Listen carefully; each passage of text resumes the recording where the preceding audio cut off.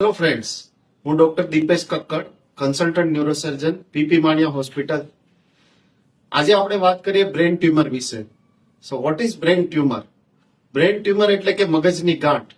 Abnormal સેલ્સનું મગજમાં growth થવાથી જે ગાંઠ બને છે એને બ્રેન ટ્યુમર કહે છે.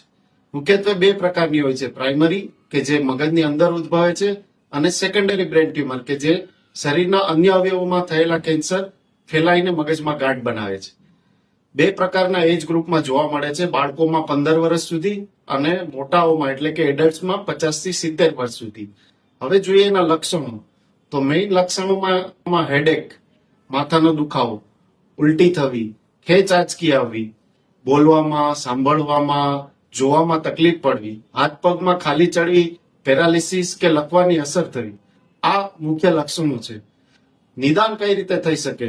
તો કન્સલ્ટન્ટ ન્યુરોસર્જન પાસે જઈ ન્યુરોલોજીકલ અસેસમેન્ટ કરાવીને જરૂર પડે તો કોન્ટ્રાસ્ટ એમઆરઆઈ બ્રેન કરાવીને બ્રેન ટ્યુમરનું નિદાન થઈ શકે છે.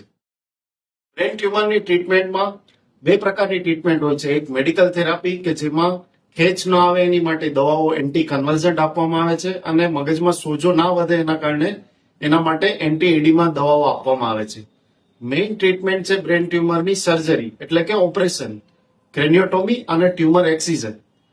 ઓપરેશન દ્વારા મગજની ગાંઠ દૂર કરવામાં આવે છે અને એના ગ્રેડ પ્રમાણે આગળની ટ્રીટમેન્ટ જેવી કે રેડિયોથેરાપી અથવા તો કીમોથેરાપીની જરૂર પડે છે. Thank you.